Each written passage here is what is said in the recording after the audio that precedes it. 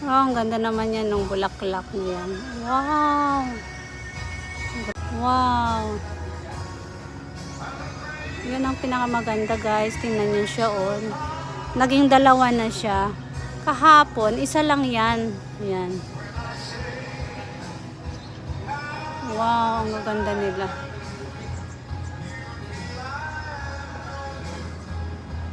Ang cute-cute niya. Oh, ang cute niya. Mahilig kasi ako sa mga bulaklak.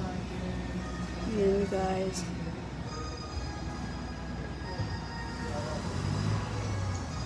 Ito meron naman siyang iba. Yan siya.